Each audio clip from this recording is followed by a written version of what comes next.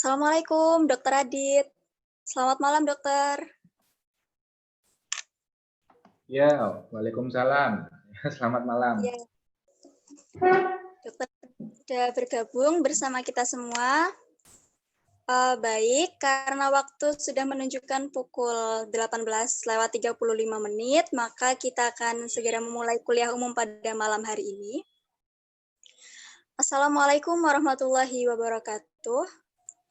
Selamat malam semuanya, salam sejahtera bagi kita semua.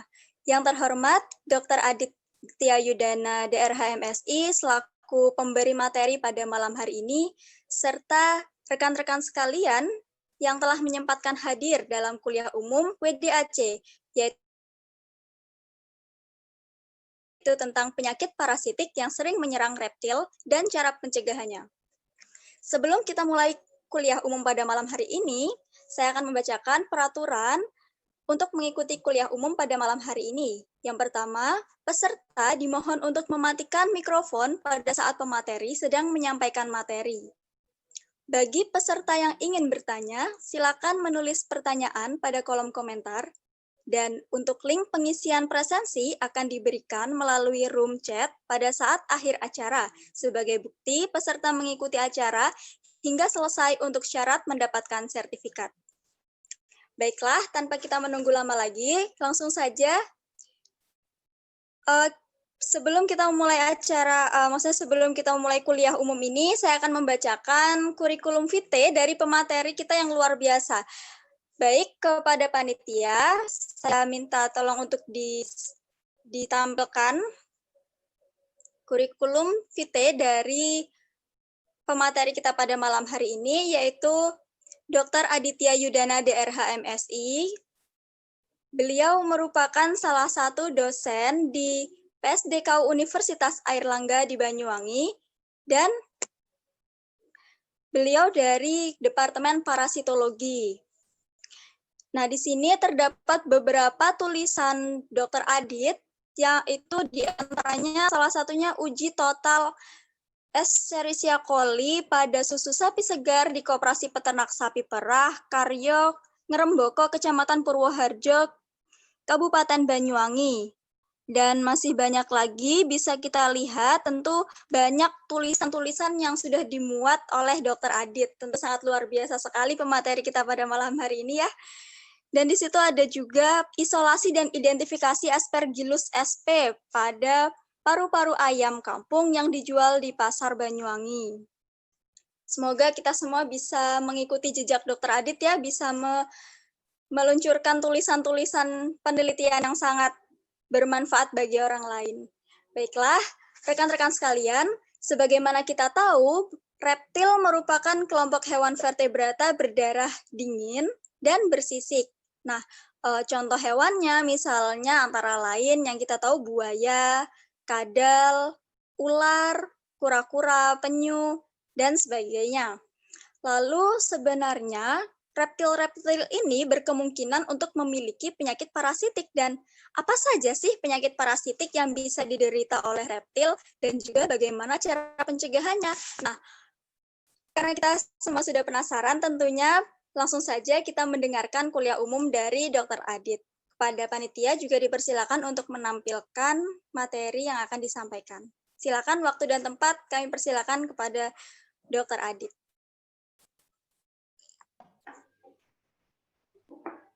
Oke, terima kasih Rosdiana ya sudah membuka acara pada malam hari ini ya.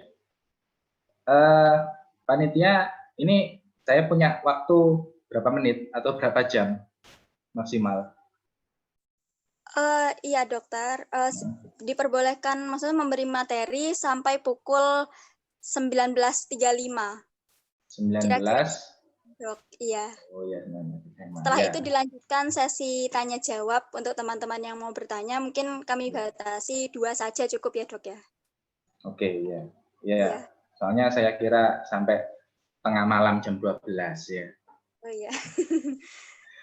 Oke, baik. Ini kebetulan materinya di saya ya. Jadi saya aja yang mohon izin untuk share screen ini ya ke layar para partisipan maupun panitia.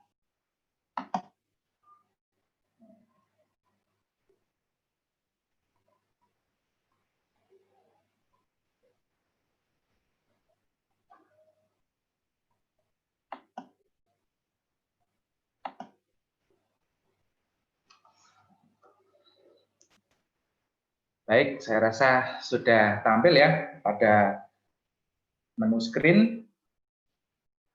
Assalamualaikum warahmatullahi wabarakatuh. Selamat malam, salam sejahtera.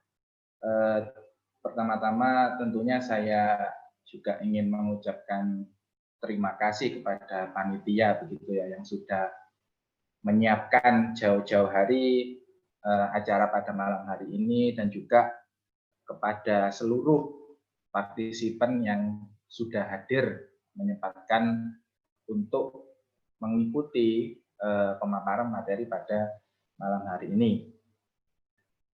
Baik, jadi hari ini kita akan membahas tentang penyakit parasitik pada reptil. Ya, tadi mungkin sudah sempat disinggung ya bahwasanya reptil itu banyak jenisnya dan kemudian dimanfaatkan untuk hewan peliharaan. Ya, banyak masyarakat yang memelihara seperti itu. Namun pada faktanya memang betul tadi disampaikan bahwa ada beberapa case gitu ya atau kasus yang memang terjadi parasit ini masuk ya, baik itu secara alami maupun akibat salah dalam manajemen pemeliharaan. Nah, itu nanti akan kita ulas ya, karena kalau saya melihat tadi konsep acara ya, di mana kuliah umum ya, kuliah umum seperti itu, sebetulnya saya juga nggak setuju ya. Saya setujunya ini kuliah nggak umum ya. Kenapa? Karena penyakitnya ini memang beneran nggak umum ya. Mungkin ada beberapa mahasiswa yang sudah pernah atau menyelesaikan matkul parasitologi gitu ya, mungkin nanti akan juga bingung atau heran atau baru dengar loh kok ada parasit gini, ada parasit gini, karena memang jenisnya banyak ya, dan saya yakin belum pernah disampaikan pada kurikulum kita ya, yang ya mungkin disampaikan hanya 1-2 ya, tapi detailnya belum. Dan ini mungkin saya yakin juga terjadi di FKH yang lain ya, maksudnya bukan hanya kampus kita. Baik, daripada tambah penasaran gitu ya, kita langsung saja ke topik ya, pendahuluannya dulu ya, pendahuluan. Jadi pada prinsipnya reptil yang dipelihara itu bagaimana kok bisa ada parasit gitu ya, istilahnya kok bisa parasit ini masuk menginfeksi atau menginvestasi seperti itu, dari mana sih asalnya, ada hubungan apa dengan habitat mungkin ya, habitat alaminya, ataukah mungkin memang pure pengaruh dari salah manajemen tadi ya, manajemen pemeliharaan. Nah, ini ada satu teori begitu ya, satu teori yang memang menurut saya ini fakta di lapangan ya.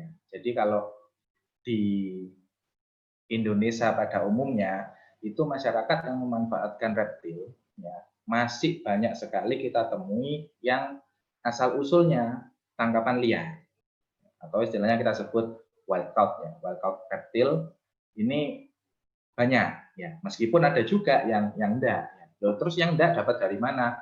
Ada beberapa spesies yang memang sudah di breeding gitu ya, artinya ada tempat breedernya, ada breeding farmnya, modelnya sudah captive breed ya, sudah semuanya sudah dibantu oleh manusia ya, beberapa jenis spesies ular misalnya ya, ular python dan sebagainya itu sudah ada, namun selebihnya tidak ada. Nah, terus artinya kalau orang bisa punya reptil ini dari mana? Ya berarti dari tangkapan liar di alam ini. Jadi nangkep ya, entah itu yang bersangkutan langsung ngambil dari alam terus dipelihara seperti itu ya, Atau mungkin ada hunternya gitu ya, pemburunya yang menangkap terus ditaruh di midman ya, di seller yang pengepul gitu, pengepul, baru per individu yang beli di sana untuk dipelihara. Tapi kan sumbernya sama, sumbernya dari alam liar tadi. Nah, ini resikonya akan sangat memudahkan untuk penyakit infeksius ya. Salah satunya agennya ini parasit itu masuk. Kenapa? Karena di alam kan kita ya random gitu ya. Artinya kita nggak tahu status kesehatannya. Dia makannya apa, terus dia apa jelajahnya kemana saja, sudah kontak dengan hewan aja kan gitu kan tidak bisa terkontrol. Ya apalagi kalau sakit kan nggak mungkin ada yang bawa ngobati ke dokter ya kan di alam liar.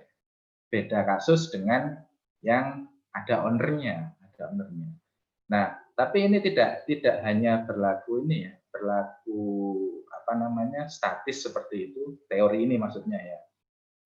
Bisa juga berlaku dinamis karena ada beberapa kasus di intinya di negara lain ya, bukan di Indo, itu malah menyatakan kebalikannya, ya, menyatakan bahwasannya kalau di alam liar itu daya survive-nya tinggi, ya sehingga oke memang ada parasit tapi itu toleran gitu ya, seakan-akan toleran gitu dan malah ya sudah biasa aja, enggak sampai terjadi kasus yang fatal, mati dan sebagainya itu malah yang resikonya tinggi, malah yang dipelihara nih, yang ada ownernya. Kenapa? Karena pada saat beberapa owner yang di sampling gitu ya, yang dijadikan sampling itu eh, kurang ya, artinya dalam artian membuat menyediakan fasilitas, terus pakannya juga apa adanya, terus bersihkan juga jarang-jarang gitu ya, sehingga lebih rentan sekali parasit itu masuk yang di itu. Nah, tapi kalau anggap aja kita gabung dua teori tadi ya, kita bisa tarik kesimpulan bahwasanya peliharaan maupun sumber dari yang tangkapan liar sama-sama beresiko terinfeksi parasit. Nah, itu pada intinya. Jadi ada plus minusnya masing-masing gitu ya. Nah, ini makanya ada beberapa faktor risiko yang menjadi poin gitu ya. Poin penting kenapa sih kok apa namanya kok tiba-tiba reptil yang saya pelihara ini muncul parasit ya. Sebetulnya bukan tiba-tiba juga, tapi sudah lama tapi baru muncul atau ketahuan gejala klinisnya kan gitu. Tadi yang pertama asal usul habitat ya, tangkapan liar ini lebih banyak resiko terinfeksi parasitnya. Kemudian tempat pemeliharaan yang ya ala kadarnya tadi ya, mungkin luasnya terbatas, terus kemudian tidak sesuai natural habitatnya gitu ya. Maksudnya biasanya mestinya ini dikasih ada tanahnya, ada pohonnya, itu cuman sekedar indoor, cuman lantai gitu ya, dicor atau di semen gitu kan ala kadarnya ya. Terus ruangnya juga kurang atau ditaruh beberapa ini kan juga sering kan mungkin ada beberapa dari peserta yang juga memelihara reptil ya ditaruh dalam terarium gag gitu ya yang kayak akuarium itu kotak-kotak itu ya tujuannya memang efisiensi tempat ya tapi kalau makin gede ukuran reptilnya ya kurang bagus untuk menampung ya. Kurang bisa gerak, kurang bisa mendapatkan termasuk ini ya suhu kelembapan ini sangat berpengaruh suhu kelembapan nutrisi ya faktor nutrisi dan paling dominan stres. Kenapa bisa stres? Ya tadi karena tempatnya tidak cocok yang biasanya menjelajah di alam liar luas terus tiba-tiba ditaruh di tempat yang apa gag kotak atau mungkin box kontainer gitu ya itu kan sempit ya akhirnya stres. Apa akibatnya kalau stres? Stres menyebabkan imunosupresi kan gitu kan. Imunnya makin ngedrop. Kondisi imun ngedrop, mudah sekali penyakit masuk. Salah satunya parasit. Karena kan tidak semua parasit ini kasat mata gitu ya. Ada juga yang mikroskopik yang memang di lingkungan ini ada. Kita tidak tahu kapan masuknya, wong ndak kedetek gitu ya, tahu-tahu sudah misalkan organ pencernaannya rusak, perdarahan dan sebagainya. Dan bahkan kalau dibiarkan ya bisa terjadi kematian pada reptil yang kita pelihara tadi gitu. Nah, jadi ada hubungan memang ya, ada hubungan antara lingkungan ya, environment di mana reptil itu hidup, terus kemudian reptilnya sendiri gimana. Kalau dia senang ya artinya bahagia gitu, tempatnya luas, nutrisinya terjamin, ya tentunya juga enggak stres ya sehat. Tapi kalau kondisinya stres, tempatnya kotor, ya kan, kelembapan suhunya enggak diatur, terus kemudian apa namanya, ada agen infeksi di sana, ya dengan cepat sekali menyebar akhirnya. Nah itu, jadi kita harus pahami faktor resikonya juga. Nah sebelum ke macam-macam penyakit apa ya gitu ya, maksudnya parasit apa aja ini yang akan kita ulas. Ini juga saya ingin meng-highlight gitu ya, meng-highlight bahwasannya parasit itu sama dengan agen penyakit yang lain. Artinya ada beberapa spesies yang berpotensi zoonosis. Ya, berpotensi zoonosis. Kalau saya sukanya kalau menampilkan ilustrasi siklus gitu ya, siklus hidup atau life cycle yang menjadi kuncinya dalam kita mengendalikan parasit, itu pasti kalau gampangannya kalau ada gambar human ya orang, berarti tipikalnya itu penyakit parasitik yang zoonosis. Artinya zoonosisnya ini bukan debatable ya, bukan masih perdebatan, tapi sudah pasti, sudah jelas, sudah banyak laporan, ya kan, sudah banyak penelitian. Itu. Nah, ini sekaligus saya menambahkan disclaimer gitu ya, disclaimer bahwasanya apa yang nanti akan saya tampilkan dan sampaikan di sini itu memang saya mengutip dari berbagai sumber jurnal ilmiah ya, penelitian yang saya usahakan cari yang terupdate gitu ya kan. Memang tadi saya bilang kuliah nggak umum tadi ya, literaturnya terbatas ya, literaturnya terbatas, tapi di satu sisi ini adalah peluang kita ya, saya dan juga termasuk kalian semua untuk mengeksplor penyakit parasitik yang terjadi pada berbagai spesies reptil. Kalau kita bicara potensi zoonosis, apa ini beberapa contoh penyakit yang disebutkan ada di screen ini ya, itu semuanya sudah terbukti ya, termasuk cryptosporidiasis, pentastomiasis, giardiasis, leishmaniasis, ya kan, terus anisakiasis dan sarkoidosis, sparganosis. Ini yang saya masih on progress gitu ya, artinya saya memang arahkan riset ke arah sana. Sparganosis ini juga penyebabnya parasit cacing pita gitu, dan kasusnya tinggi ternyata di reptil yang ada di Indonesia.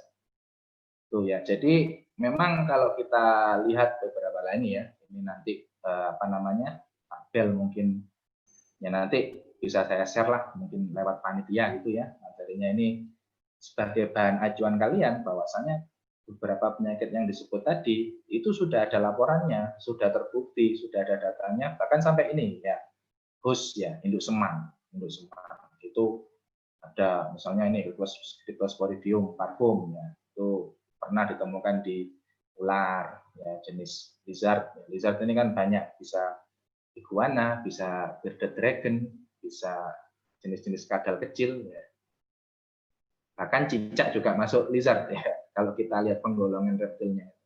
Kura-kura, ini berbagai macam host gitu ya, dan bisa terinfeksi dan sudah pernah terbukti diteliti ada gitu ya.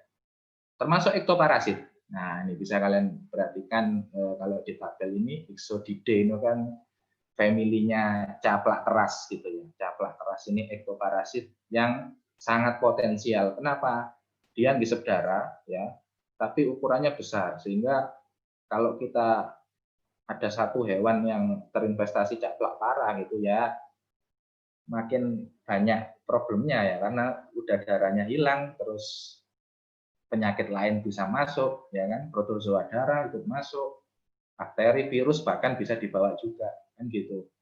Nah, ektoparazit ini juga problem ternyata ya, problem ketika hewan peliharaan kita atau mungkin dari alamnya sudah terpapar ada membawa parasit ini. Nah, ini salah satu contoh pertama ya tentang kasus parasitic disease ya pada reptil. Amblyoma. Ya, ini tetap caplak keras tadi ya, dari famili Exotidae, Amblyoma. Ini investasi ya.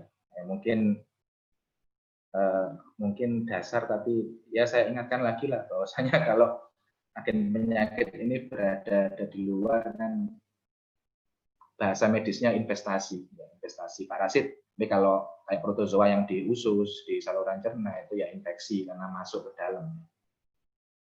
Amblyoma ini caplak, ya otomatis apa? Karena dia caplak ya mengisap darah, ya mengisap darah. Nah, kalian bisa perhatikan tadi sudah disampaikan oleh Mbak Rosdiana bahwasanya reptil ini juga punya skill gitu ya, ada sisiknya. Artinya kulitnya kan punya proteksi yang lebih keras, lebih tebal. Tapi faktanya caplak pun bisa nembus gitu ya.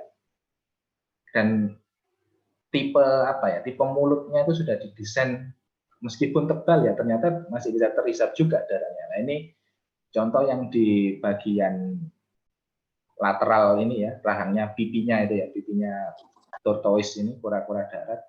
Itu kan udah posisi kenyang darah. Udah gendut gitu ya, udah gembung, itu berarti kan masuk ya, artinya darahnya bisa terisap sampai segitu banyaknya. Baru satu ya, kita nggak tahu mungkin di bagian sela-sela kaki sama ekor malah nemu lebih banyak kan gitu. Nah, tipikalnya yang di reptil ini caplaknya Amblyoma. Nah, ini kalau dia lagi nggak makan gitu ya, lagi biasa itu motifnya bagus ya, jadi apa terlihat ada kayak ya motif itu ya, apa kayak ada sabut-sabut seratnya gitu tapi membentuk motif di bagian kutikulanya, bagian kulitnya caplak. Itu caplaknya reptil. Nah, kemudian ini juga sama ya, sama ektoparasitnya tapi beda golongan. Ini yang mite ya. Mite itu apa? Tungau. Tadi yang tik caplak, ini ektoparasit yang mite. Ada namanya ini memang banyak ya ektoparasit yang di reptil, tapi salah satu yang sering yang akan saya sampaikan atau kita ulas bersama itu ini Ophionisus nadrigis ya. Terutama di reptil yang mana? Ular. Nah, kalau amblyoma tadi bisa multi host ya. Ya ini juga bisa sih, tapi lebih cenderung ke ular ya. Karena makanya namanya Ophionisus nadrigis ini. Ini mite low mite kan biasanya mikroskopik ya, kayak ya yang paling gampang kita tahu skabies itu ya. Skabiosis, sarcoptes itu kan nggak kelihatan kan, kelihatan keraknya aja, tapi kok bisa ini kok mite-nya kelihatan. Sebenarnya prinsipnya sama ya, karena mite itu kan ada dua, non burrowing mite sama burrowing mite ya. Antara yang ngerong sama enggak. Nah, kalau yang enggak itu terlokalisir di luar, ukurannya makroskopik, namun dia menghisap darah. Nah, ini salah satunya yang jadi problem juga. Ya, akhirnya problemnya sama dengan caplak tadi kan, berhubungan dengan darah dari induk semang yang ditumpangi sama parasitnya kan gitu. Meskipun ukurannya lebih kecil, tapi kan bisa kalian lihat ini kan ya banyak kan di sela-sela apa skillnya itu, sisiknya itu. Ya makin banyak ya makin problem, iritasi, kemerahan, ya, sampai anemia itu. Nah, apa kepentingannya? Kalau kita bicara itu parasit, itu pasti arah yang paling importance itu ya sebagai pembawa penyakit atau vektor. Salah satunya apa? Yang membawa parasit juga dia. Apa? Parasit darah. Ya, parasit darah. Ini juga kasusnya terjadi di reptil. Artinya namanya parasit darah kan nggak mungkin tiba-tiba dari awal lahir sudah ada parasit darah kan enggak, kan pasti ada serangga yang membawa. Bisa ya enggak harus caplak tungau, tapi bisa juga mungkin dari golongan diphtheria ya, alat itu juga berpotensi sebetulnya. Nah, ada ini namanya yang di parasit darah, hepatozoon, ya dari genus hepatozoon. Ini bentukannya bisa kalian lihat ya. Ya mungkin kalau kalian sudah belajar gambaran darah reptil itu ya, berinti dan smooth ya, artinya nggak ada isinya itu cuman inti sel red blood cell itu aja. Kalau di sampingnya atau di atasnya atau di tengahnya red blood cell ini ada sesuatu gitu ya, entah bentuknya menyerupai granul, menyerupai ring, berbentuk halter, itu berarti parasit. Ya, ada parasit yang sifatnya intraeritrositik kan gitu kan. Nah ini contoh gambaran mikroskopiknya. Kenapa bisa muncul parasit darah? Karena di situ ada faktor apa? Ya bisa caplak, bisa tungau tadi. Salah satunya aponoma ini ya caplak. Dihisap darahnya reptil dan kemudian menularkan parasit darah itu yang masuk. Nah, kemudian juga ini ya bentukannya gitu ya. Tadi sudah saya katakan bahwasanya kalau mestinya mulus ya, smooth, nggak ada apa-apa. Tapi kalau ada isinya selain inti sel, intinya eritrosit, berarti itu parasit, parasit darah. Dan ini apa namanya?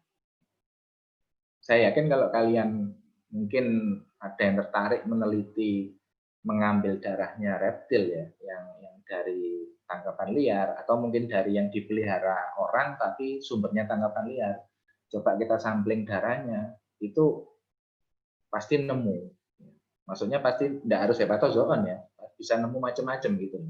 Dan itu masih tanda tanya. Ya, kita banyak yang belum kita tahu. Trypanosoma, ya trypanosoma. Ada, ya ada. Kalau kalian kaget, saya juga ya karena ini jurnalnya juga relatif baru gitu ya laporannya. Tapi ternyata buktinya ada. Nah ini kan detail mikroskopiknya ada, vektornya ketemu, ya kan? Vektornya ternyata apa? Tabanide, lalat-lalat keluarganya Tabanus gitu loh.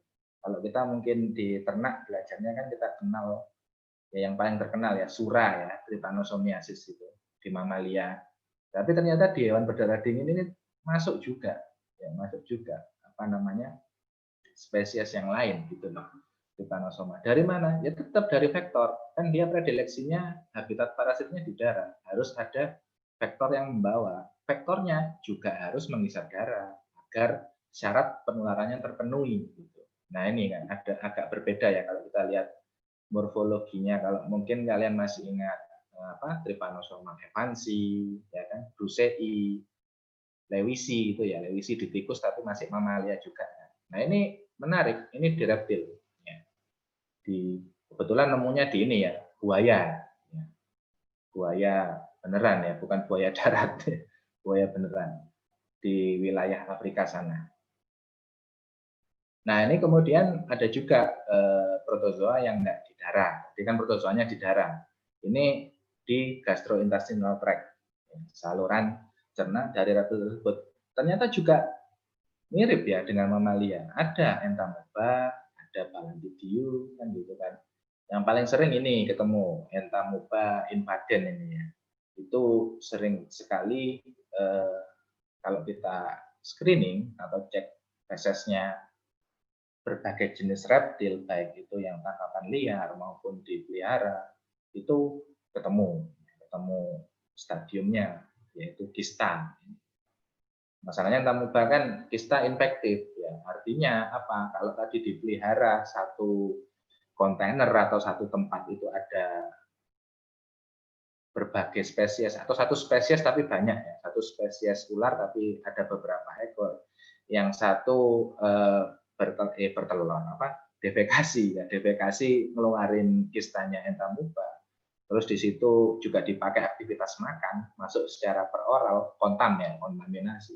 Ya berarti tertular, bisa yang sakit menulari yang sehat akhirnya. Ya gejala-gejalanya yang timbul juga sekitaran pencernaan, otomatis kan ini kan protozoa saluran cerna gitu ya. Cryptosporidium, Ya, ini masih protozoa, tapi ini dari Apicomplexa gitu ya, kelompok Apicomplexa. Ini penting karena yang spesies parfum ini ternyata aspek zoonosisnya tinggi. Jadi di mana-mana itu human juga melaporkan bahwa kasus infeksi Cryptosporidium yang parfum ini menyebabkan problem gitu, problem di saluran cerna. Karena parasitnya ukurannya lebih kecil ketimbang kistanya amuba gitu ya. Tapi dia ternyata kalau sudah nempel di epitel usus, ya, kerusakannya juga masifnya hampir sama dengan teman-temannya tadi, Balantidium yang lebih besar ya, amuba. Itu juga apa ya, problem akhirnya di berbagai host termasuk manusia.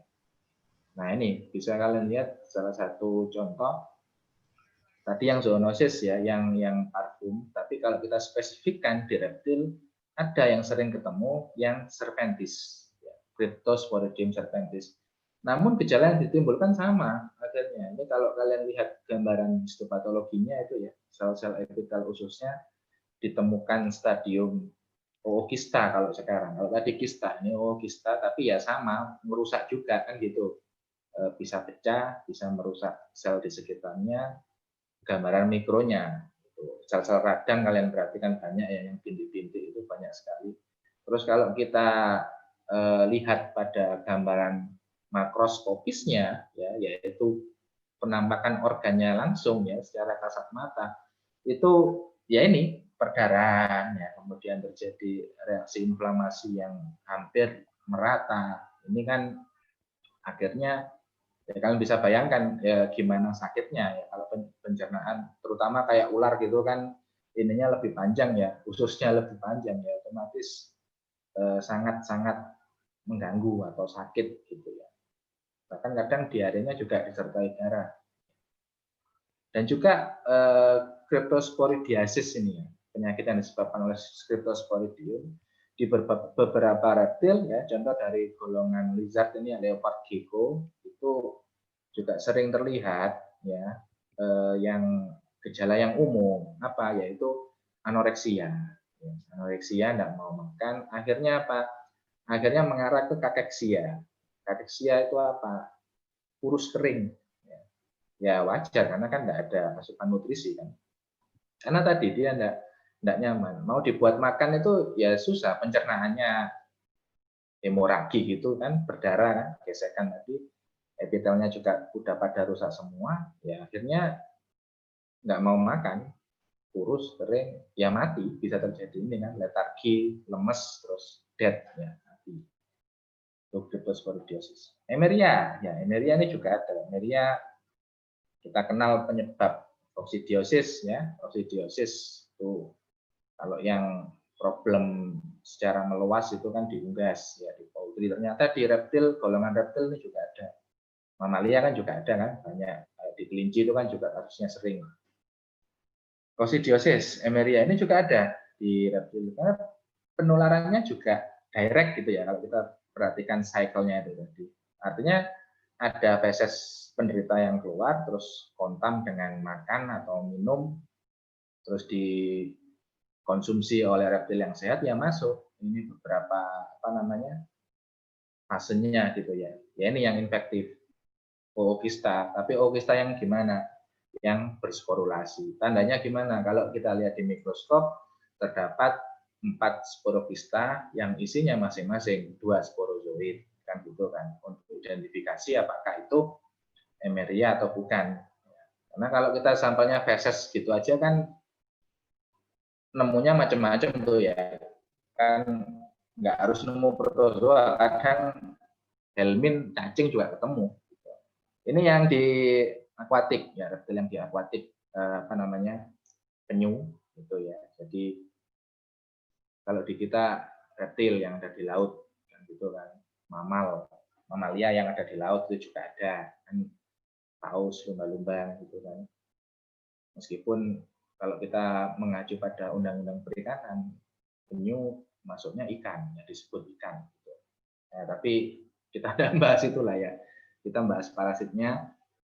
ini penyu hijau ya, Selonia midas ini juga sama, ada golongan protozoa ya, protozoa saluran cerna itu Karyospora. Ini pernah dilaporkan juga dan ternyata problemnya sama ya, menyebabkan peradangan pada sepanjang saluran cerna ya, timbul beberapa nodul sampai hemoragi, terjadi hemoragi. Nah, oke, jadi apa sudah itu parasit protozoa ya. Karena kita beralih lagi nih, beralih jenis parasit ya, beralih jenis parasit. Ini berbeda dengan yang mungkin yang sering di mamalia gitu ya. Ini sering di reptil.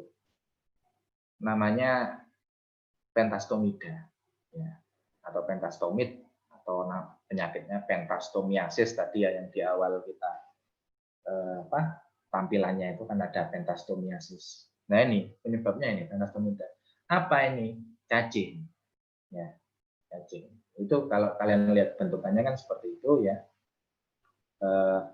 Ada segmentasinya, ya, tapi kalau kita lihat secara apa ya, penampangnya gitu lebih membulat ya. Karena cestoda, cacing pita juga bersegmen tapi flat kan, tubuhnya flat. Kalau ini enggak, hampir kayak nematoda gitu ya, tapi ada segmennya. Pentastomida. Ternyata ini dari filum yang lain ya, filumnya sama dengan itu parasit Arthropoda, tapi subfilumnya ini pentastomid ya, atau pentastomida. Ini seringkali case-nya di reptil ya. Kalau kalian perhatikan life cycle ya, gambaran siklus hidup di samping itu, di mana memang secara natural itu ada di alam gitu ya, stadium infektifnya yang mengandung telur, terus termakan oleh rodensia ya, tikus. Tikus ini kan juga di alam liar kan, di alam liar jadi living prey-nya ya, mangsa hidupnya dari predator, salah satunya reptil, ular misalkan yang dimakan, ternyata malah melengkapi siklus hidup dari parasitnya, malah jadi dewasa ya, malah jadi besar di induk semang ular itu. Nah ini seringkali mendominasi gitu, artinya kalau jenis-jenis reptilnya yang ditemukan dari tangkapan liar dan sukanya di sekitar ini. Kalau tadi mungkin kita ulas protozoa di saluran cerna, ini malah di saluran respiratori, respirasi atau pernafasan, paru-paru. Nah ini kayak gambar nekropsinya ini ya, ada organ paru, ternyata ada bentukan panjang kuning yang menyerupai gelang tapi bersegmen. Nah ini tipikalnya pentastom itu tadi, pentastomid ya. Filumnya arthropoda tapi masuknya cacing ya. Atau nama umumnya kalau di banyak buku menyebutkan tongwong itu ya, cacing lidah. Itu ya ini sering terutama ular ya, terutama ular yang mengkonsumsi rodensia dari tikus. Nah ini kalian bisa bayangkan kalau apa namanya, obstruksinya di saluran napas kan juga sulit. Treatment maupun ini ya recovery-nya dari si reptil yang terinfeksi. Nah, ini bahkan sampai ada yang jaringannya nekrosis, ya, terus kemudian terjadi eksudat, ya, infeksi sekunder masuk. Nah, ini kan malah ya mati. Maksudnya wajar kalau mati kan, rata-rata kan laporan kasus kan gitu kan, ada pemilik yang reptilnya sudden death gitu ya, dibawa terus kita nekropsi ternyata banyak parasitnya. Nah itu baru ketemu. Dan itu tadi ya beberapa spesies yang di paru-paru tadi ternyata juga zoonosis gitu ya, zoonosis. Nah ini juga ada trematoda, cacing pipinya trematoda, jadi echinostoma ya, echinostoma. Dan ternyata potensi zoonosis juga. Ini memang lebih cenderung ke ini sih, yang amfibinya gitu ya, katak ini ya, contohnya kalau di gambar ini, gambaran siklusnya, katak terlibat di sana sehingga terjadi problem juga di amfibi. Berarti yang bisa disimpulkan apa ya, jenis-jenis reptil yang mengkonsumsi katak atau mungkin anakannya ya, kecebong dan sejenisnya itu bisa terjadi penularan trematoda ini. Jadi tipikalnya hampir sama ya, kayak kalau kalian ingat Burgosarcaria ya, punyanya Schistosoma itu kan aktif sekali ya, kalau kan free swimming stage gitu ya, geraknya aktif sehingga ya ini bisa menyebabkan problem di beberapa organ dalam juga. Ya. Trematoda ini juga pernah dilaporkan di ya ini reptil akuatik, penyu ya, kembali lagi ternyata ada di saluran cernanya itu beberapa jenis trematoda yang makroskopisnya kalau kita lihat mirip ini ya, mirip Paramphystomatidae ya, rumen fluk gitu ya, Paramphystomum, tapi ini beda ya, ini dari Spirochete trematodanya, blood fluk ya. Ya sama kayak tadi Burgosarcaria-nya Schistosoma ini, itu bisa kalian lihat perubahan patologis pada organ gitu ya, juga sampai terjadi perdarahan. Nah kemudian nematoda sekarang. Tadi kan Pentastomida, ya, terus trematoda juga ada, nematodanya juga ada, dan bahkan banyak. Cacing gelang itu loh ya, nematoda. Salah satu contohnya apa? Ini dari Oxyuridae, ya, family Oxyuridae, ya, atau common name-nya ini pinworm. Ya, pinworm itu sebutannya ya, family Oxyuridae atau apa namanya klasifikasi gitu ya, klasifikasi. Tapi nama cacingnya apa? Macam-macam, ada berbagai genus maupun spesies. Nah ini bukan salah satu ya, salah berapa ini? Salah 5 atau salah 6 ini. Genus yang pernah terlaporkan ya, ada banyak. Dan saya yakin kalian juga mungkin baru mendengar gitu ya, karena namanya agak-agak asing, nggak kayak nematoda pada umumnya itu apa? Ascaris gitu ya. Ascaridide juga ada nanti. Ya, ini Tachygonetria, Spauligodon, ya, Aleuris, Taparia, dan teman-temannya ya, GKK. Ini semuanya masuk keluarga Oxyuridae, pinworm, ya, nematoda. Nah, beberapa predileksinya lebih cenderung yang lower, ya, yang bagian kaudal, artinya mendekati kolon itu ya, usus besar gitu, lebih suka di sana. Meskipun di saluran cerna yang lain bisa. Ya. Akibatnya apa? Kalau terlalu banyak ya obstruksi saluran cerna, ya, prolapsus rectum, ya. Dan ini masih ini ya lack of published study, artinya lack of study masih nggak banyak penelitiannya. Ada 1-2 lah. Karena ya itu tadi jenis hostnya kan macam-macam. Kalau kita peneliti kan juga ada keterbatasan waktu dan ini ya sumber daya untuk meneliti semua kan juga nggak mungkin ya satu persatu. Pinworm ya, nematoda. Apa yang bisa kita ketahui kalau dari diagnosanya, aspek diagnosanya? Yang pertama dari feses bisa ya, ini ketemu telur. Ya, telurnya ini khasnya seperti ini ya, jadi tetap bentuknya oval gitu, tapi salah satu sisinya rata ya, jadi kayak apa ya, kayak setengah lingkaran gitu ya, mungkin kalau kita zoom. Jadi enggak simetris, asimetris ya, asimetris. Enggak kayak nematoda apa Strongylus atau yang lain, Strongyloides dan kawan-kawannya. Nah, ini tipikalnya Oxyuridae itu tadi. Makroskopisnya gimana? Ya sama, nematoda kan namanya cacing gelang kan, cacing gilik, cacing gelang ya, ini panjang-panjang kayak gelang ini, obstruksi usus ya, itu kan kalau dibedah juga apa namanya, terlihat beberapa spot yang perdarahan gitu ya, hemoragi, ini juga menyebabkan kematian. Di multi host juga ya, artinya enggak, ini di kura ada, tapi di ular juga ada, di golongan yang kadal-kadalan tadi juga ada. Nah ini salah satu contohnya ya, pinworm genus Tachygonetria, ya, konika dari Hermanni tortoise ya, Testudo hermanni.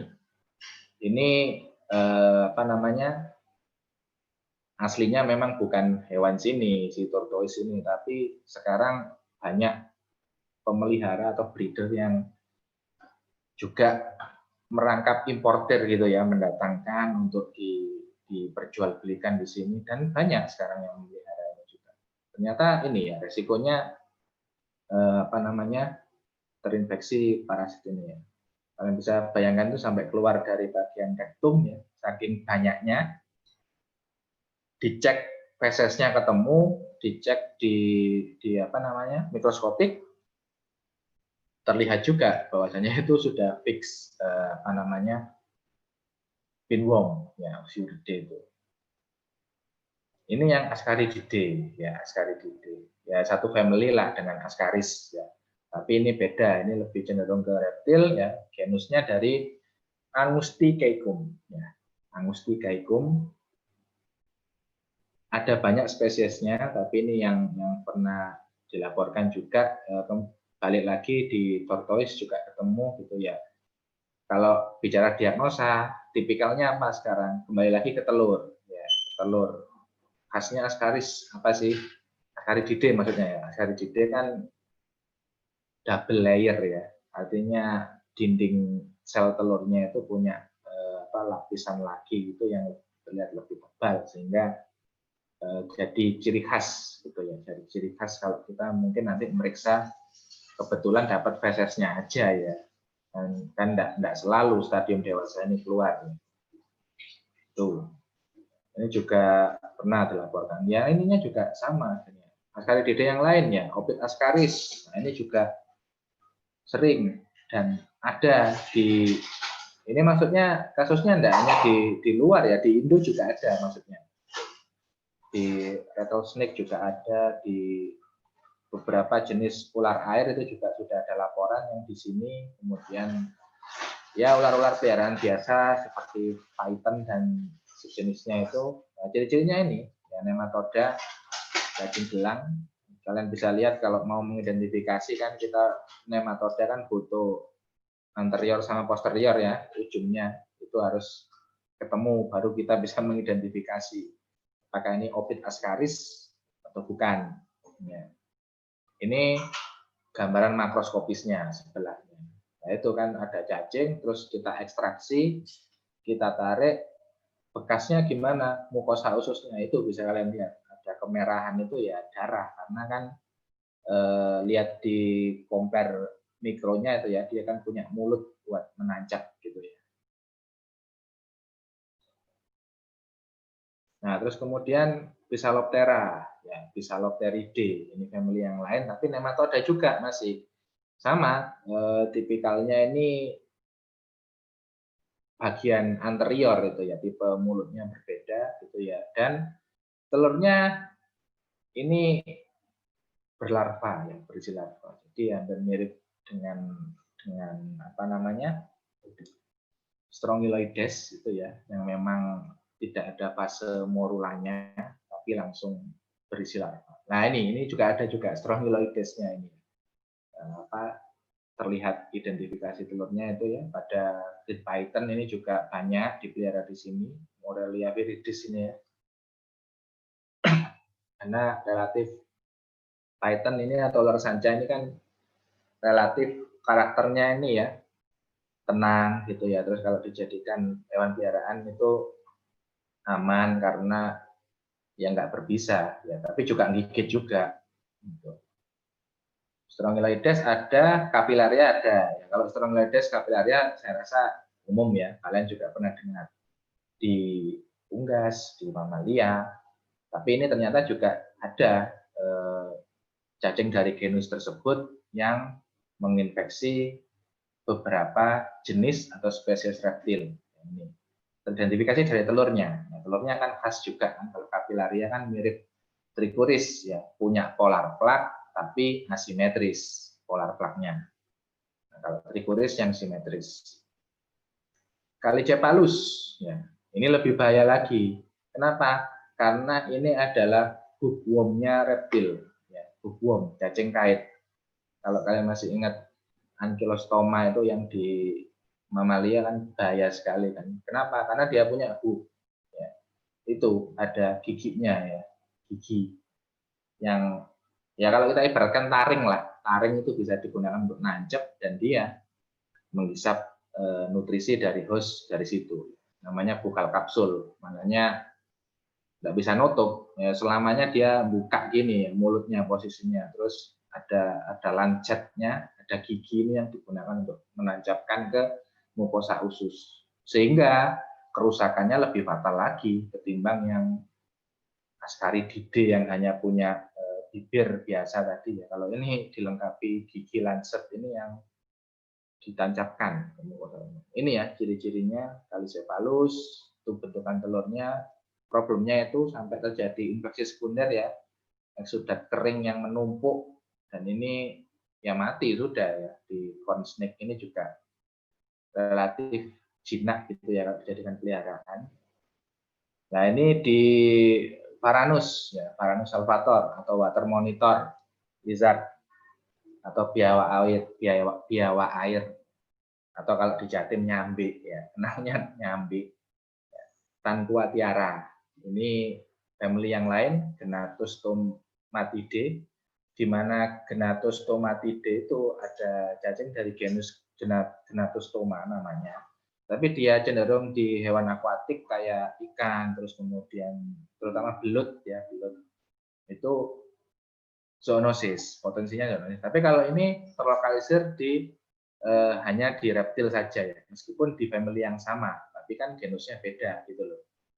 Ini juga pernah dilaporkan. Nah ini kalian bisa bayangkan, cacingnya juga lumayan gede ya. Ini adult, stadium dewasanya.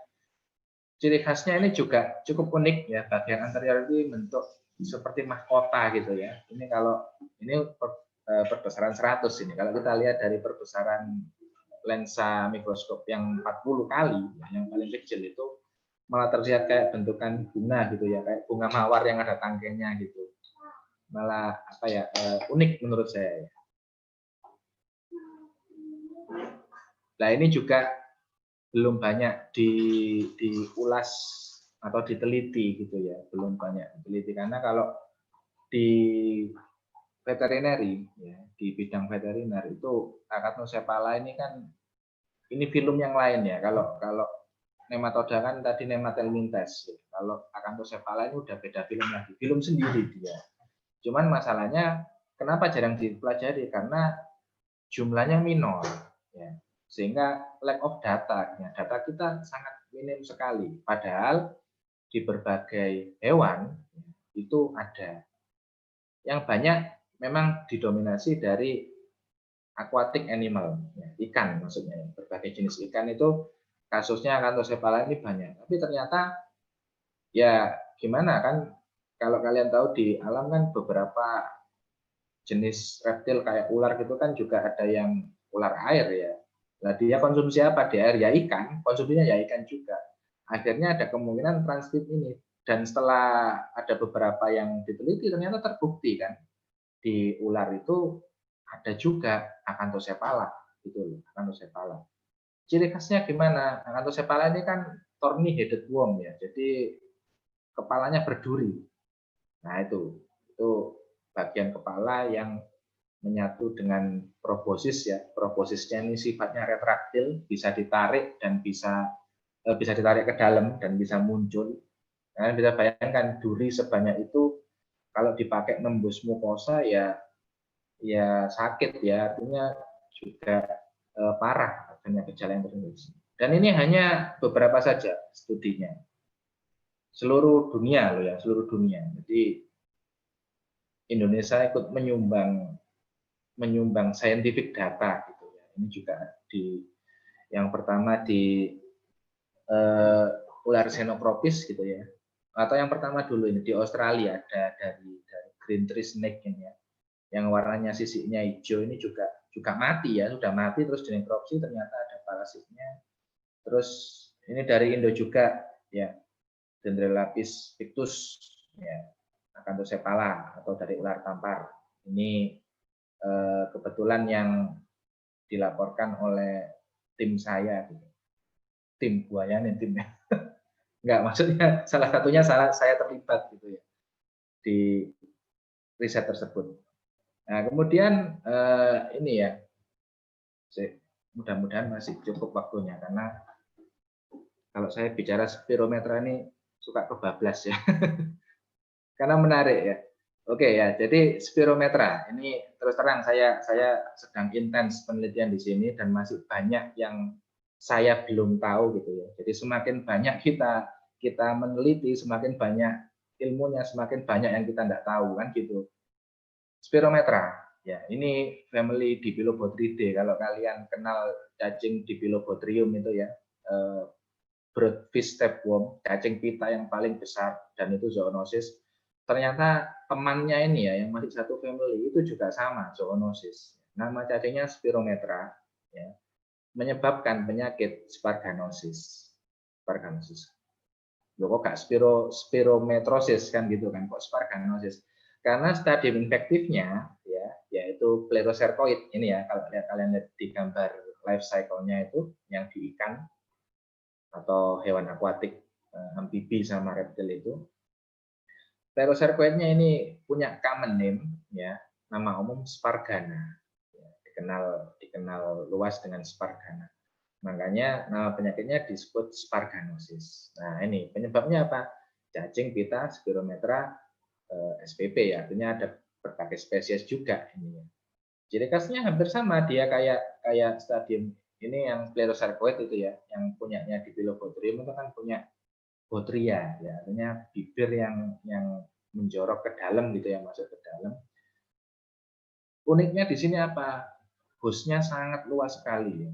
Kalau kita bicara zoonosis berarti manusianya terlibat. Nah, terus di akuatik dari first intermediate host ini ya, Copepoda ini udang-udang renih, udang yang kecil, bisa transmit ke, tidak harus kata ini sebenarnya, dari cebongnya juga bisa ya, dari apa? Cebong ya, berudu itu, terus kemudian ular, ikan ya, sebagai second intermediate host, termasuk manusia. Artinya apa? Artinya kalau manusia ini tertular, dia berarti dari mengkonsumsi ini, yang panah kuning itu ya. Yang pertama air yang mengandung, karena kopepot ini jasad renik yang nggak kelihatan gitu loh, kalau nggak di mikroskop. Jadi kalau airnya mengandung kopepot yang membawa procercoid, kena.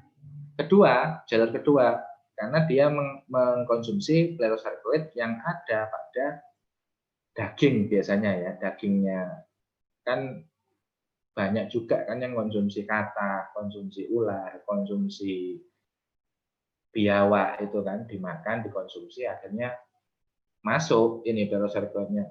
Karena dua-duanya ini intermediate host, maka syarat untuk parasitnya berkembang tidak akan terpenuhi. Jadi selamanya akan menjadi Plerocercoid. Hanya dia bisa migrasi, pindah ya, artinya dari usus pindah ke lambung, pindah ke apa namanya, bahkan sampai ke kulit, ya, ke mata, ke otak ya. Di manusia sering dilaporkan sampai ke cerebral Sparganosis itu ya. Nah terus dewasanya gimana? Cacing ini bisa survive bereproduksi. Ini kalau ketemu definitive host ya, dari umumnya mamalia ya, termasuk anjing kucing. Nah ini sangat luas sekali siklus hidupnya, bahkan kompleks gitu ya. Tapi kita akan titik beratkan di reptil, yaitu Plerocercoid. Nah, Plerocercoid ini adalah larva infektif dari Spirometra.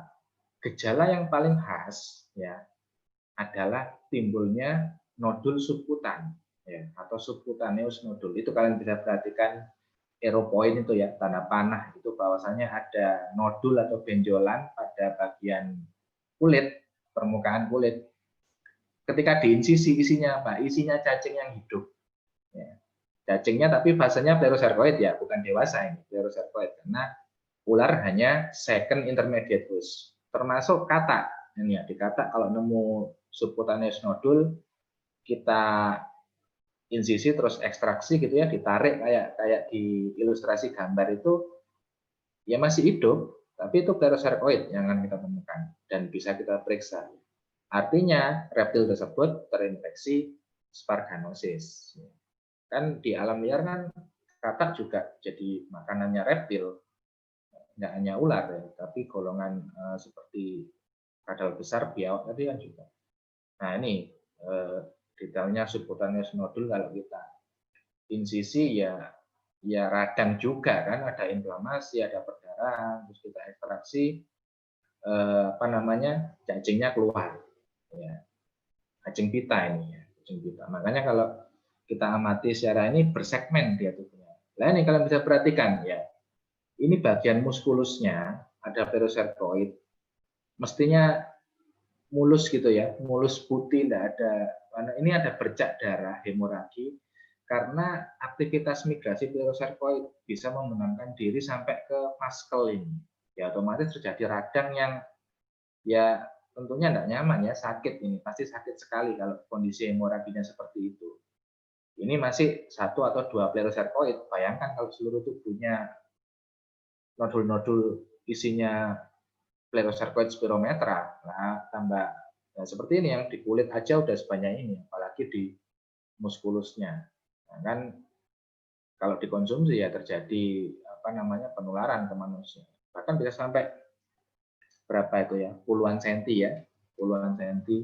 Kalau yang pernah saya dapatkan paling panjang itu bisa sampai 17 senti kan, kurang lebih ya, kurang lebih 17 senti. Stadium Pleurosarcoid, larva muda. Ya kalian bisa bayangkan adultnya seberapa nanti kalau cacing pitanya. Karena di Pilobothridae kan besar, ya, sama dengan di Pilobothrium.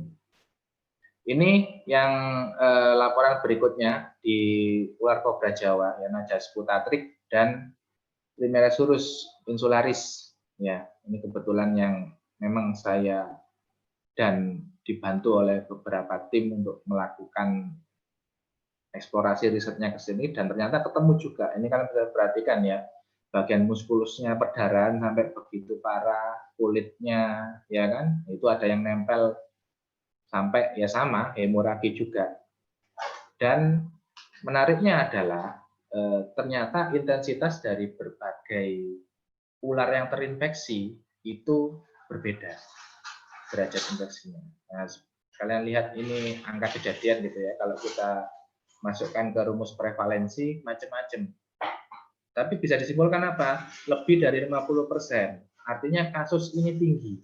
Ya, kasus ini tinggi. Jadi ya mestinya enggak boleh dibiarkan gitu loh.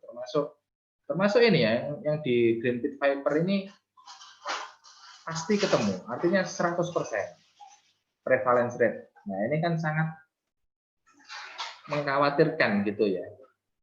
Rate-nya sampai 100%, artinya dari semua sampel yang diteliti itu positif, intensitasnya tinggi. Nah, ini kan berarti ada apa di alam ya? Dia konsumsi apa, habitatnya di mana? Nah, ini baru ular loh ya, belum reptil yang lain. Dan ya maksudnya saya belum mengarah ke situ, masih satu persatu ya, pelan-pelan, tapi mulai terungkap ini datanya bahwa ternyata case di Indonesia tinggi. Mungkin kalau kalian ada yang tertarik untuk bergabung di riset ini ya silakan bergabung dengan saya dan tim gitu ya. Bahkan ini tadi sore saja saya masih mengerjakan ini bersama teman-teman meneliti spirometra ini ya, Sparganosus. Nah ini beberapa rekomendasi terapi ya, rekomendasi terapi ya antelmintik lah bisa dipakai, tapi yang paling sering apa ini oxbenzodazole ya itu karena broad spektrum dan umum dipakai relatif aman di reptil. Yang kedua apa? Praziquantel karena dia drug of choice-nya termasuk Sparganosus tadi ya, Cestoda bisa dipakai. Kenapa? Karena antiparasitik drug yang sering umum dipakai apa ya istilahnya kita ya obat dewa gitu ya kasarannya, ivermectin itu enggak bisa dipakai di semua jenis reptil karena di Selonian ya turtle and tortoise ini kura-kura darat maupun air dia sangat toksik ya yang ivermectin sehingga tidak bisa kita gunakan untuk pengobatan. Nah ini sudah direkomendasikan gitu ya, silakan nanti kalian bisa baca beserta dosisnya gitu ya. Oke, ini saya rasa di poin yang terakhir dan penting gitu ya, pencegahan. Kalau saya coba desain gitu ya, ada beberapa hubungan antara tadi ya environment, host sama parasitnya itu sendiri. Yang pertama dari tempat pemeliharaan. Ya, tempat pemeliharaan ini jelas harus kita pakai proper sanitation ya, jadi sanitasi yang baik dan benar gitu loh. Terus bagi owner atau kipernya ya, karena ya kadang kan enggak melihara sendiri ya, artinya misalkan breeding farm besar punya pegawai kan ownernya nggak megang langsung tapi lewat kiper. Nah ini harus ada prosedur personal hygiene yang baik ya, karena tadi jangan sampai ada kista nempel terus kita lupa cuci tangan tapi pegang atau handling reptil yang lain, ini bisa terjadi penularan.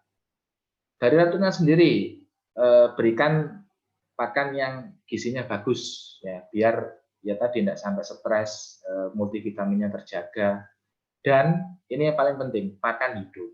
Ya, living prey ini sukanya ya, tidak semua sih, tapi mayoritas yang saya lihat personal individu itu kan milihnya kan pakan hidup yang murah ya, yang apa adanya. Paling gampang di mana? Ya nyari dari tangkapan liar tadi terus dikasihkan. Nah, kalian bisa bayangkan tadi kalau reptilnya ular, terus living prey-nya katak atau kodok tadi ya, yang memang notabene sangat rentan terhadap sparganosis. Dikasih makan.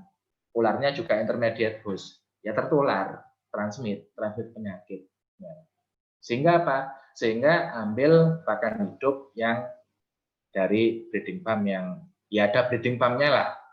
Masalahnya dari breeding farm pun itu juga bisa sakit loh ya, apalagi yang dari asal-asalan tangkapan liar itu, sekalipun ya murah, tapi kalau reptilnya sakit terus mati buat apa? Ya. Dokter hewan, ini kita juga sangat berperan sekali untuk cek secara berkala gitu ya. Artinya kalau kita ketemu teman atau on reptil, kita ingatkan saja bahwasanya general check up itu harus dilakukan karena tadi kalau tiba-tiba timbul nodul, ada arah ke penyakit parasitik itu bisa teridentifikasi atau terdeteksi lebih dini, lebih awal. Terus kalau ternyata sakit gimana? Ya sudah, kita karantina. Karantina secara cepat dan tepat. Jangan sampai nunggu udah kontainernya gabung jadi satu, kita tunggu lemes banget, tunggu letargi gitu ya, baru dipisah telat. Yang lainnya sudah tertular. Ya kalau cuma parasit, kalau campur bakteri, virus kan tambah cepat nularnya, kan gitu.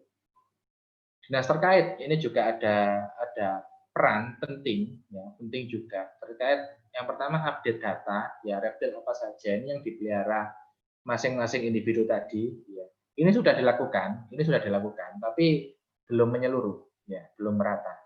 Ya artinya pelan-pelan lah, ya personel dinas kan juga terbatas gitu loh, sehingga peran serta masyarakat juga akan membantu kalau ingin ini ya, ingin mewujudkan pencegahan penyakit itu ya.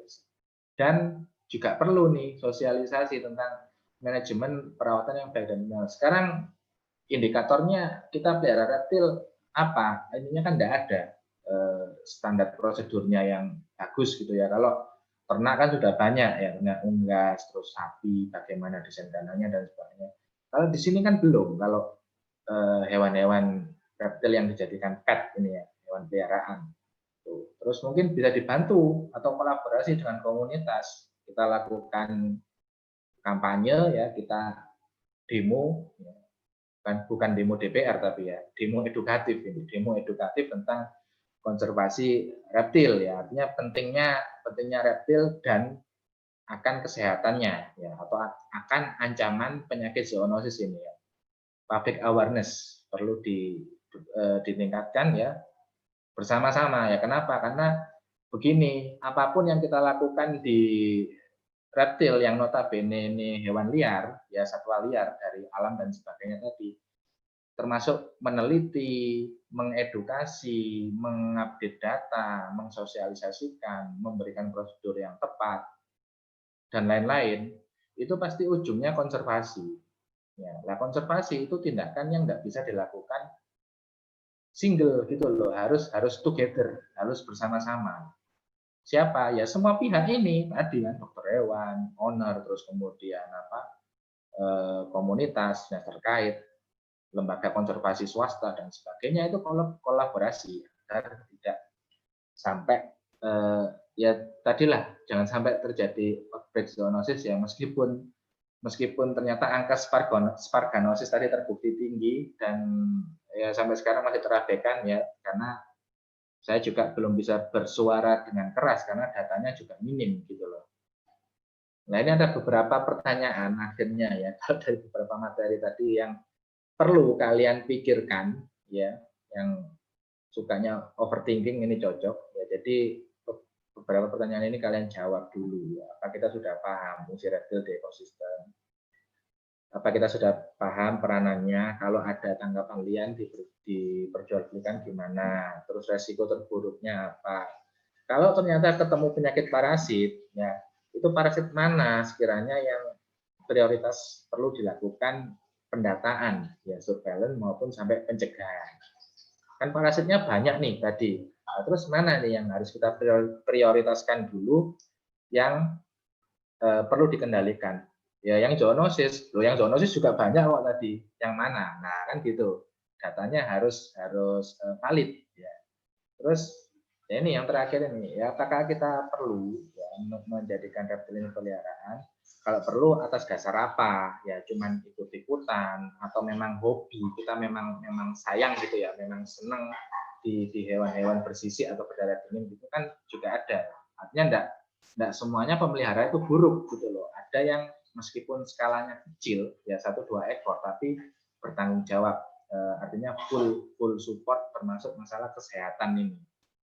Dan ya ini juga perlu kita edukasi bersama-sama gitu ya, karena masyarakat kita ternyata beberapa masih banyak nih yang mengonsumsi reptil karena percaya itu adalah ada khasiat gitu ya, khasiat obat, atau memang mungkin sengaja untuk makan ya, memang untuk bahan pangan gitu loh ya. Kayak kita kalau mungkin makan ayam gitu, tapi di beberapa masyarakat sukanya makan daging ular atau biawak dan sebagainya.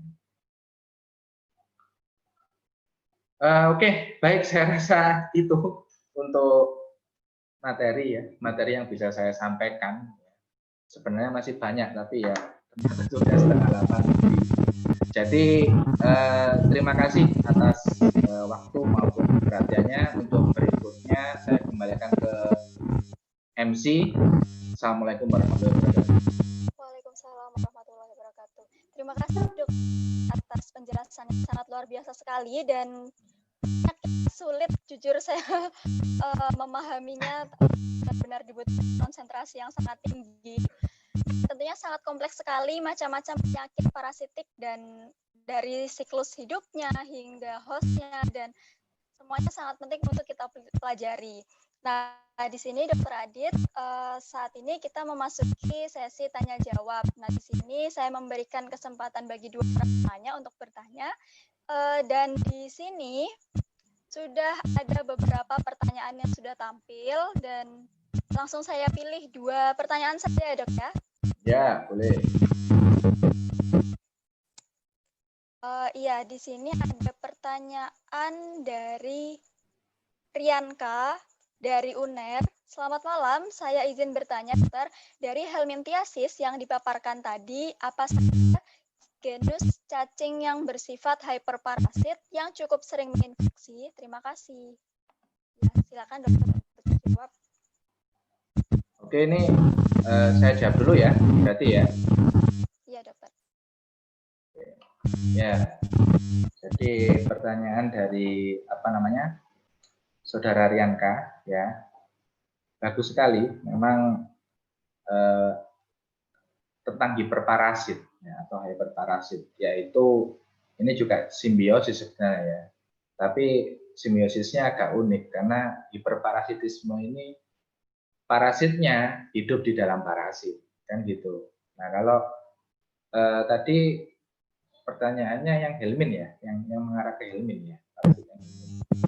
Ya, kalau genus mana yang bersifat hiperparasit yang spesifik di helmin, sampai saat ini data yang saya ketahui belum ada yang tipikalnya hyperparasit seperti kalau helmin di hewan yang umum kayak unggas kan Heterakis tuh ya, Heterakis gallinarum, cacingnya ayam itu hiperparasit karena membawa apa namanya, protozoa, ya, protozoa Histomonas meleagridis. Karena siklusnya seperti itu, dia butuh parasit tapi butuh parasit.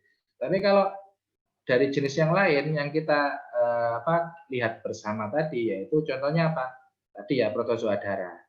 Itu kan juga tipikalnya hiperparasitisme ya. Karena apa? Karena dia butuh vektor. Nah, vektornya kan juga ektoparasit tuh. Vektornya kan juga jenis parasit, sehingga kalau kalau disebut hiperparasit itu juga masuk kategorinya.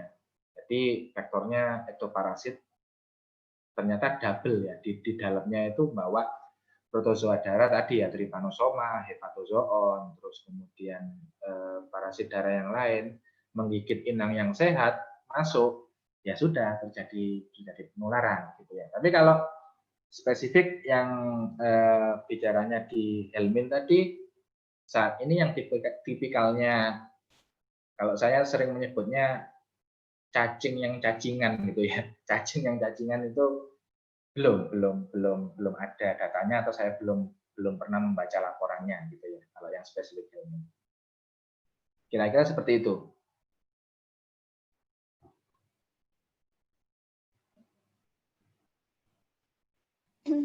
Ya dokter, terima kasih atas jawabannya. Lalu pertanyaan mungkin dari saudara Rianka sudah cukup jawabannya, sudah dapat dipahami. Oh iya baik. Selanjutnya dokter, pertanyaan yang kedua dari Universitas Ciputra. Selamat malam. Saya izin bertanya, apakah parasit pada kura-kura sulcata sama dengan tortoise yang lainnya, ataukah ada perbedaan? Oke, ya, langsung saya jawab ya. Ya, jadi ini juga pertanyaan yang bagus gitu ya, karena memang tadi ya saya katakan memang masih banyak tanda tanya ini yang belum terungkap kalau kita bisa kalau kita bicara penyakit parasitik pada reptil. Nah, tapi kalau kembali ke pertanyaan, apakah parasit yang ada di kura jenis sulcata ini sama dengan tortoise yang lain ya? Ini kita bicara tortoise aja ya, nggak turtle yang di air. Apakah sama? Jawabannya iya. Ya, jawabannya iya. Tadi salah satu contoh yang dari beberapa golongan Ascarididae tadi, cacing gelang nematodanya.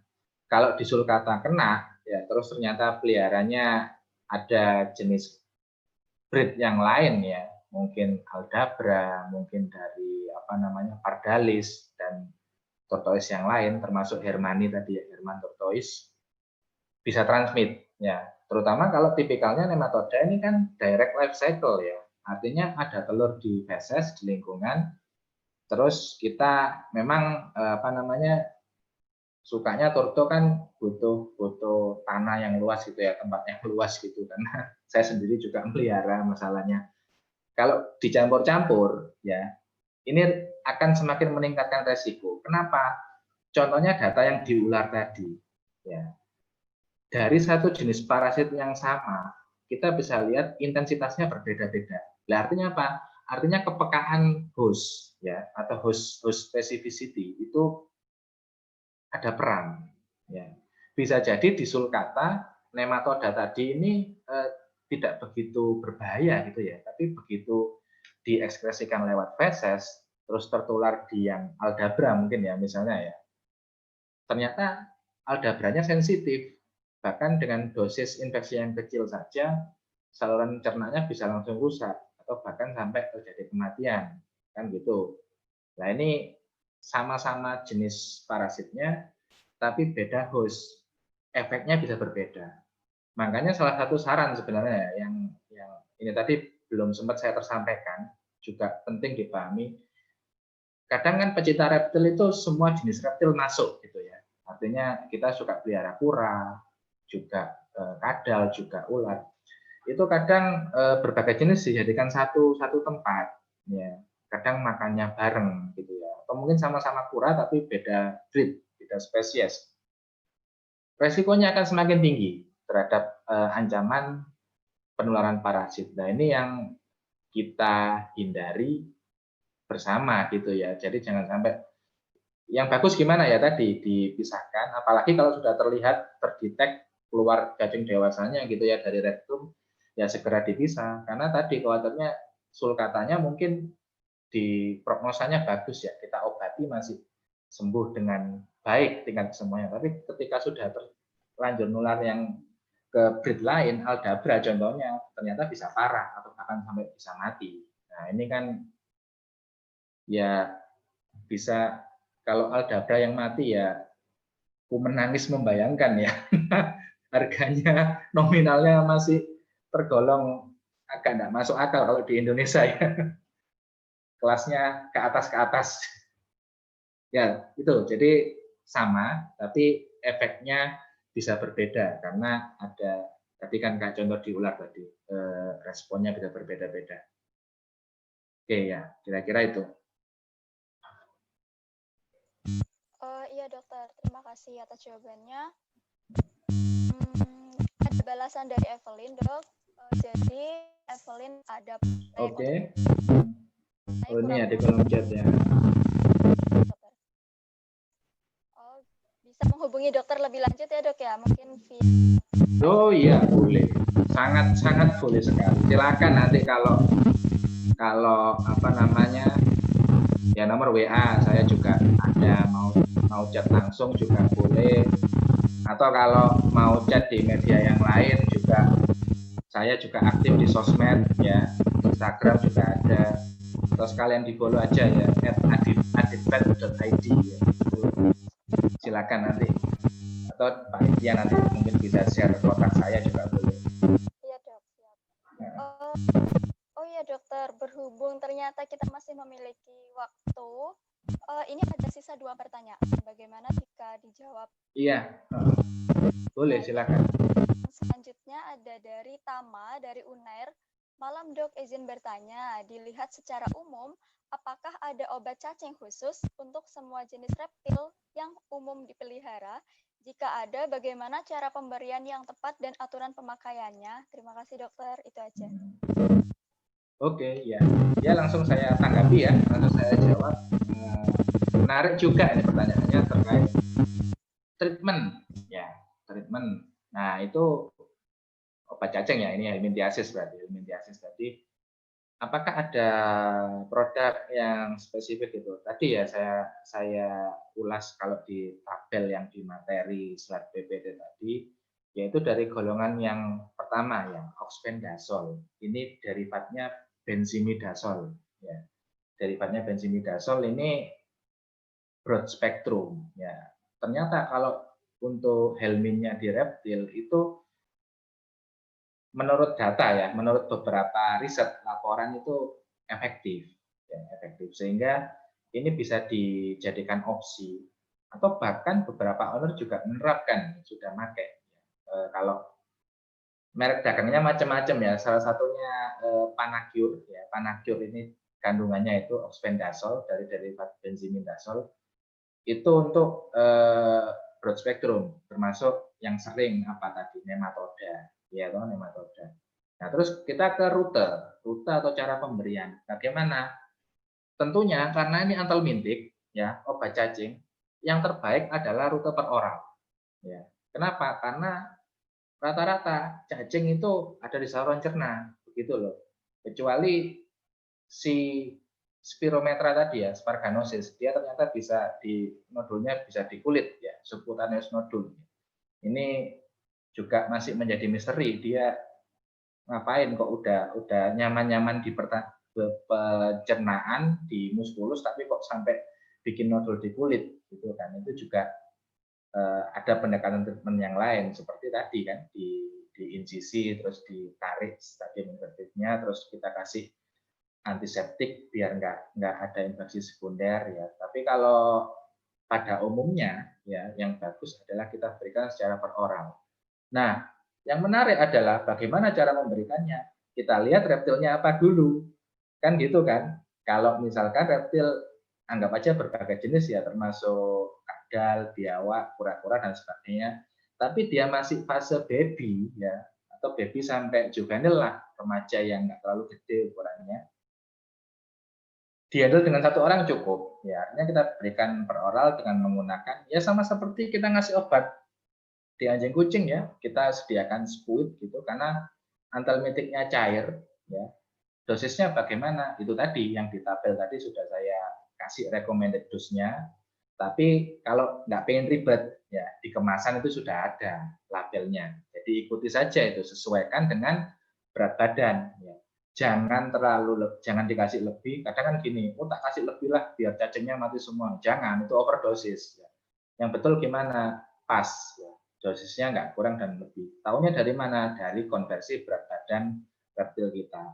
Nah itu. Tapi gimana kalau reptilnya gede gitu ya, sudah dewasa. Contoh kalau kayak beberapa jenis torto tadi, sulcata, aldabra, kalau indukan ya bisa 30 kilo ke atas ya. Dan masalahnya torto atau kura kan bisa sembunyi toh, ininya kepalanya kalau ngerasa nggak nyaman kan dimasukin ke karapasnya gitu ya, sehingga sulit sekali. Nah ini memang ada beberapa teknik, beberapa trik. Kalau per oral biasanya ada yang pakai cara dibalik dulu gitu ya, ditelentangkan gitu ventrodorsal, sehingga ini memungkinkan kan kalau dibalik kan kura kan nggak nyaman kan, artinya sebenarnya sakit, tapi karena kita butuh ngasih obat dan nggak bisa ya, nggak ada yang bantu gitu, ya mungkin beberapa menit lah, nggak sampai 5 menit kan dibalik terus per oral kita masukkan, karena tujuannya apa? Tujuannya biar keluar tadi kepalanya, terus kita kasih.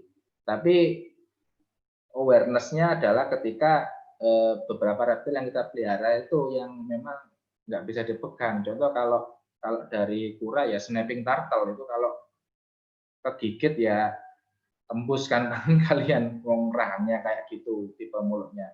Terus yang kedua Hyphenomus snake, ini juga berbahaya. Kalau kalian paksa masuk per oral dengan cara general tadi ya, membuka mulutnya ya bisa-bisa kalian dipatok. Kalau king cobra ya bablas kalian, bisa bahaya juga. Nah, terus gimana? Nah ini ada triknya, ada triknya. Triknya adalah kalian berikan obat cacing tersebut ya ke pakan hidupnya, ya, ke living prey-nya. Jadi kasih itu obat oxybenzone contohnya atau praziquantel, ini juga baik kalau destoda. Kasih, kemudian ya tentunya ini pas fase makan ya. Misalkan ular tadi konsumsi mencit atau tikus, kasih obat tersebut di tikusnya atau mencitnya, terus kemudian kasih ke ularnya, kan otomatis langsung dimakan tuh, langsung dikonsumsi. Nah ini yang salah satu trik yang sering diterapkan oleh beberapa pemelihara. Karena apa? Karena tidak mungkin kita megangi buka mulutnya itu, wong ya itu tadi kan kayak ular berbisa tinggi itu kepatok, ya nggak usah kepatok ya, kalau kayak king cobra kita keserempet tariknya aja ya tahlilan ya wassalam. Ya jadi tergantung, nanti beberapa opsi bisa dipilih, ada triknya. Yang penting apa? Yang penting dosisnya tepat. Buat tahu dosisnya tepat, terapi kita tepat bagaimana? Harus didiagnosa secara tepat dulu, kan gitu kan? Nanti nggak ada cacingnya, diobat cacing buat apa? Kok nggak cacingan? Kalau udah pasti cacingan, pasti itu nematoda, cestoda, kita tahu baru masuk antibiotiknya. Ya, kira-kira begitulah sedikit gambarannya ya. Ya, terima kasih dokter atas jawabannya. Sekali lagi, oh ya, saya mau mengingatkan untuk rekan-rekan semua yang belum mengisi presensi, dipersilahkan untuk dapat mengisi presensi yang linknya ada di room chat, sudah ada link di situ, silakan diisi, yang mana akan kami tutup pada pukul 20:20 supaya bisa dapat insertif tentunya, dan link video ya. Lalu dokter, ini ada pertanyaan terakhir dari Ya, Sofia. silakan. Selamat malam dok, permisi izin bertanya. Kan saya pernah nonton di YouTube ya dok, katanya tapi yang terkena caplak itu bisa dengan cara dimandikan dengan sabun cuci piring. Itu benar atau tidak ya dok? Atau bagaimana? Terima kasih. Ya, oke ya, langsung saja saya tanggapi. Ya menarik juga nih pertanyaan ini ya. Jadi caplak dimandikan apa sabun cuci piring ya, sabun cuci piring itu Bisa atau tidak? Bisa. Kalau dimandikan bisa aja, kalau dimandikan pakai apa aja kan bisa kan. Tapi benar atau tidak? Nah, ini yang nanti dulu ya. Kalau tujuannya untuk treatment investasi ektoparasit, ya itu ya gandengnya apa ya, atau treatmentnya atau musuhnya itu ya bukan sabun cuci piring, kecuali musuh kita adalah bakteri atau virus yang memang bakteri sangat cepat sekali ya selnya dirusak dengan antiseptik seperti itu, salah satunya sabun pencuci piring. Dan kalau virus punya envelope lipid yang mudah sekali dilunturkan oleh sunlight, sunlight, sebut merek gitu, kemudian sabun pencuci piring tadi itu kan bisa ya. Tapi kalau parasit ya bukan, apalagi caplak ya, caplak itu kutikulanya tebel banget loh dibanding ektoparasit yang lain. Caplak yang paling kuat, paling tebel. Makanya kalau saya processing preparat caplak itu perendamannya untuk mengikiskan kutikulanya itu sehari lebih, 24 jam lebih, nggak kayak kutu atau caplak atau mungkin lalat gitu ya. Nah, sehingga tidak bisa diterapkan untuk mengeliminasi caplaknya, tapi bisa diterapkan untuk infeksi sekunder atau iritasi di kulitnya. Katakanlah begini, caplaknya yang nempel tadi kalian cabut ya dengan metode yang benar gitu. Artinya mulutnya yang dicabut, kalau badannya bisa copot gitu ya, tapi mulutnya bisa nancep. Itu ada triknya juga. Diambil bekasnya yang di spotnya caplak makan itu kan pasti ada iritasi, pasti ada luka terbuka meskipun kecil. Nah, ini yang bisa kalian bilas dengan antiseptik, salah satunya sabun, terus iodin ya toh, atau mungkin alkohol 70%. Itu bisa diiritasi kulitnya. Terus caplaknya dikasih apa? Caplaknya ya harus antiparasit. Banyak, terserah mau pilih metode topikal, metode dipping gitu ya, fipronil dan sebagainya itu bisa dipakai. Nggak punya dok, saya nggak punya obat. Oke, kita pakai cara tradisional. Pakai apa? Sulfur, belerang. Ya, belerang sulfur itu kan, ya kalau di Banyuwangi enak ya, ada mentahannya ya. Kita dekat dengan Ijen. Tapi kalau nggak punya gimana?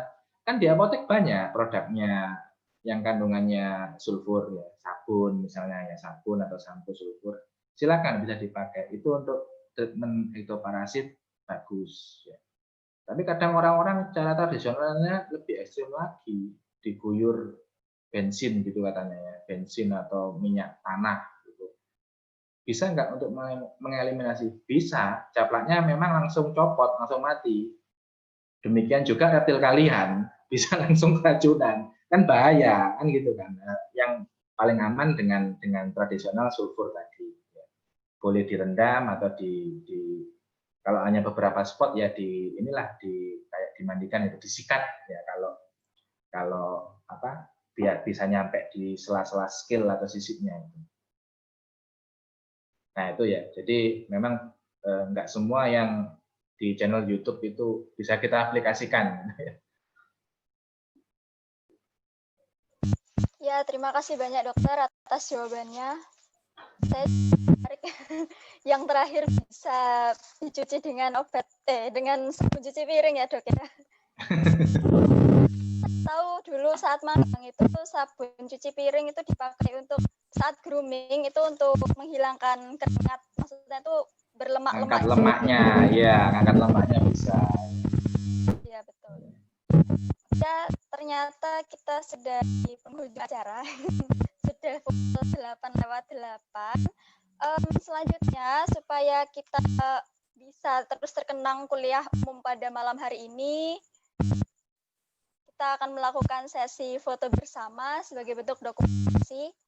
Kepada para peserta, kepada rekan-rekan sekalian, dipersilahkan untuk menyalakan kamera videonya, karena kita akan melakukan sesi foto bersama.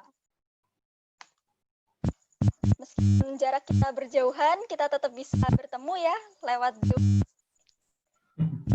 Bertemu virtual. Betul. Tetap bisa melihat satu sama lain.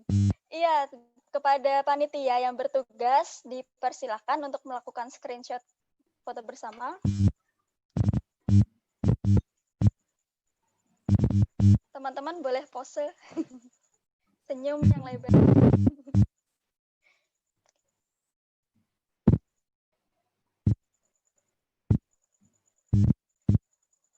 Ya, bagaimana? Sudah selesai? Ya, terima kasih banyak teman-teman semua dan dokter terutama juga. Foto bersama sudah usai dan selanjutnya kita akan menutup acara pada malam hari ini. Sebelum kita meninggalkan ruang Zoom ini, izinkan saya membacakan sedikit rangkuman yang sudah saya tulis terkait dengan materinya Dr. Adit tadi. Meskipun banyak, tidak bisa saya bacakan semua sekaligus. Mungkin ini poin-poinnya aja. Hewan peliharaan maupun tangkapan liar sama-sama memiliki resiko untuk terkena penyakit parasitik. Penyakit dapat dipicu oleh parasit, pemeliharaan yang salah, dan stres. Pencegahan penyakit parasitik pada reptil dapat dilakukan penerapan sanitasi dan personal dan higienitas personal pemeliharanya dengan baik. Lalu, berikan pakan reptil dengan kondisi yang baik dan bergizi seimbang. Pakan reptil yang hidup berasal dari breeding farm, tidak dari hewan liar. Dan reptil wajib cek kesehatan reptil secara berkala ke dokter hewan. Lalu, beberapa upaya yang dapat dilakukan oleh pihak-pihak yang peduli terhadap reptil, yaitu baik dari dokter hewan maupun pemilik hewan reptil, yaitu update data pemilik peliharaan reptil sebagai bentuk pencegahan penyakit parasitik dan lakukan sosialisasi untuk memberitahukan demo edukatif tentang pentingnya reptil dan kesehatan reptil. Sebab apapun yang kita lakukan terhadap reptil yang notabene merupakan hewan liar, pastilah ujung-ujungnya konservasi, yang mana konservasi ini dilakukan bersama-sama baik dari dokter atau komunitas, sehingga jangan sampai jadi penyakit zoonosis. Jadi ini termasuk dalam bentuk pencegahan gitu. Baiklah, usai sudah kuliah umum kita pada malam hari ini. Semoga kita semua dapat dipertemukan dalam lain kesempatan di webinar kuliah umum atau webinar kita yang lain. Dan saya ucapkan terima kasih banyak kepada Dr. Aditya Yudana yang sudah menyempatkan waktunya untuk memberikan kuliah umum pada malam hari ini. Dan juga kepada rekan-rekan sekalian yang sudah hadir dari berbagai kampus dan terutama dari Fakultas Kedokteran Hewan yang sudah ikut belajar pada malam hari ini. Saya Rosdiana Ayu selaku moderator pada kuliah umum berterima kasih dan memohon maaf apabila ada salah kata dan perbuatan baik disengaja maupun tidak sengaja. Terima kasih banyak. Semoga sehat selalu. Wabillahi taufiq wal hidayah. Wassalamualaikum warahmatullahi wabarakatuh. Selamat malam semuanya. Waalaikumsalam warahmatullahi wabarakatuh. Terima kasih banyak Dokter Adit. Iya, sama-sama. Terima kasih dokter. Semuanya. Iya, sampai ketemu lagi. Iya, selamat malam. Iya. Untuk peserta Mantap ada PDAC. pengumuman akan ada lagi kuliah umum di tanggal 13 November bersama Dr. Nur Purba dari IAIR dan juga bersama Dr. Aditya Yudana. Bye-bye.